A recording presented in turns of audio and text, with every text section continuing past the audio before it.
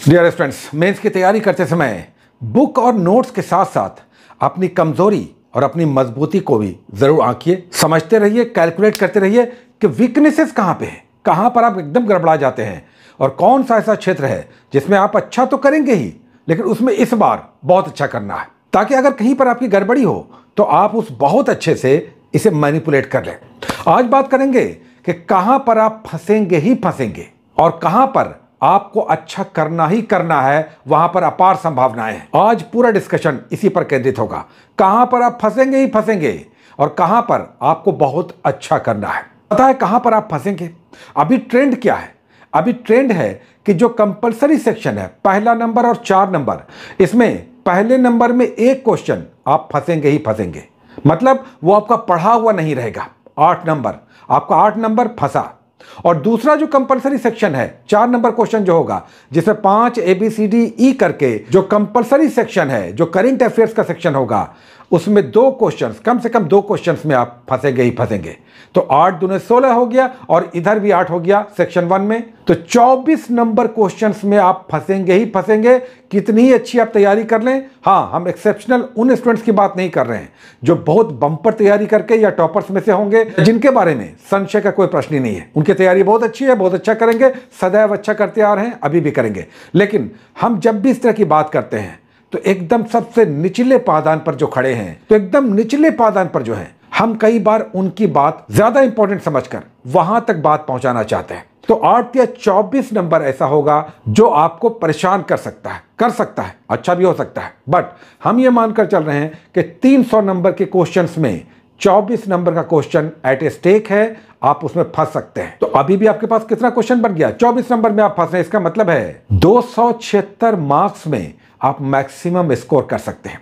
और ये ऐसा पेपर है जिसमें आपको मैक्सिमम स्कोर करना ही करना है, क्योंकि जीएस पेपर 2 में वहां पर बहुत सारी परेशानियां हैं, उसकी भी बात करेंगे। तो यहां पर आपको मैक्सिमम स्कोर करना है। तो मैक्सिमम स्कोर आप कैसे करेंगे? आपको, बल्कि सभी ऐसे स्टूडेंट्स को जिन्हें रिजल्ट में आना है, अच्छा स्कोर करना है, पेपर 1 में कुछ एक्स्ट्रा मार्क्स लाना है, स्टैटिस्टिक्स आपको बनाना ही पड़ेगा, बनाना ही है। और अगर मन में आपका संशय है, आप कह रहे हैं कि हम स्टैट छोड़ देते हैं, तो हम आपको बिल्कुल फोर्स करेंगे, आपको बनाना ही बनाना है, स्टैट बनाना है। और आसान हम कर देते हैं। आसान क्या है? आपको केवल 68वीं और 69वीं बीपीएससी का, बस इस 2 साल का जो सांख्यिकी का क्वेश्चन है, 4-4 क्वेश्चंस, इनको 20 बार कम से कम आपको बनाना है। चलिए, मैं एकदम आसान कर दिया।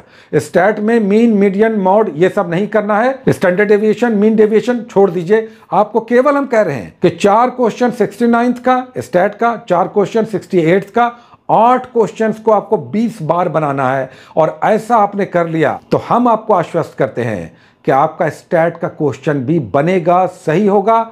और इसका जो मार्क्स आएगा, ये मैथमेटिक्स है, ये आपको एक्स्ट्रा मार्क्स देगा। जहां पर आप फंस रहे हैं उस 24 नंबर में, उसका कंपनसेशन यहां से हो जाएगा। तो मिनिमम आपको कितना करना है? मिनिमम आपको 150 से 180 के बीच का स्कोर करना है। और यह संभव है।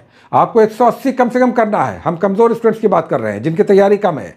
आपको 180 तक स्कोर करना है, उससे ज्यादा भी संभावनाएं हैं, लेकिन कम से कम 170-80 करना ही करना है।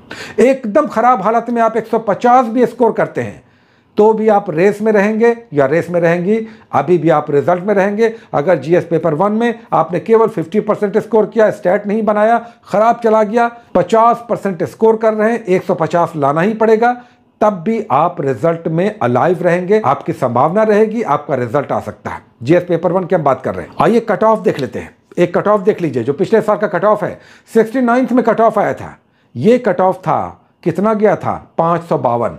ये फाइनल स्कोर है, यानी इंटरव्यू को मिला करके 900 रिटन और 120 इंटरव्यू, 1020 में 552 जनरल मेल में, अनरिजर्व का है ये, यानी हाईएस्ट है। जनरल में कैटेगरी में, मेल में ये सबसे अपर लिमिट है, यानी 552 है। यानी 510 से लेकर 550 के बीच भी आप स्कोर करते हैं ऑल टुगेदर, संपूर्ण रूप से, तो एक अधिकारी का पद आपके लिए रखा हुआ है। जाइए, इसे एंजॉय कीजिए और अपनी जिम्मेदारियों को निभाइए, डरिए मत, क्योंकि रिजल्ट में आप आ रहे हैं या आ रही हैं। क्या करना है?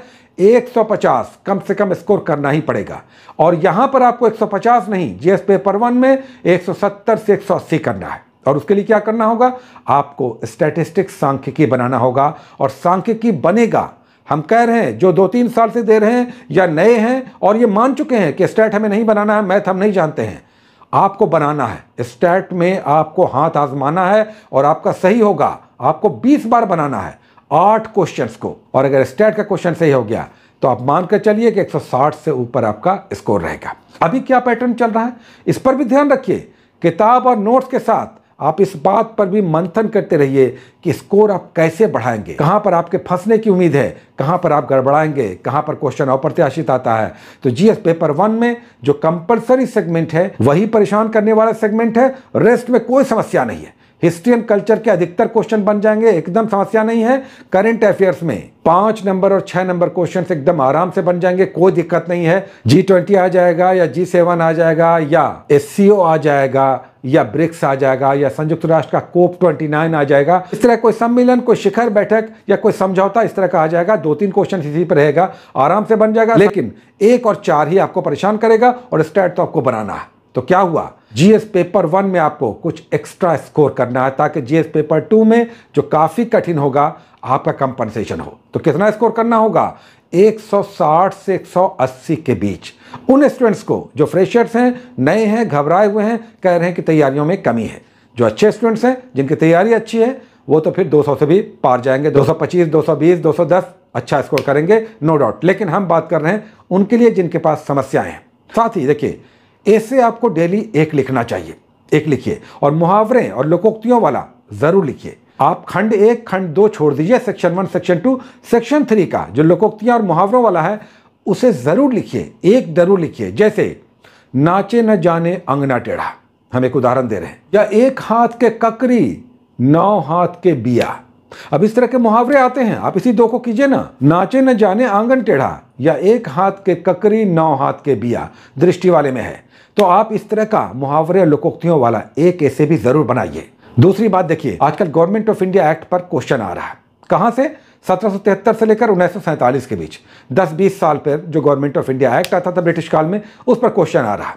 पिछली बार 68वीं में 1858 का एक्ट पूछा था और 69th में 1792 का एक्ट पूछा। 2 एक्ट पूछ दिया, ये क्रम चल रहा है। अगली बार क्या आ सकता है, रेगुलेटिंग एक्ट आ सकता है। 1773 1773 का रेगुलेटिंग एक्ट्स या 1784 का पिट्स इंडिया एक्ट आ सकता है। ज्यादा संभावना है रेगुलेटिंग एक्ट का, तो आज रेगुलेटिंग एक्ट कर लीजिए और आगे कीजिएगा 1813, 1833 और उसके बाद 1919, 1935, 1947।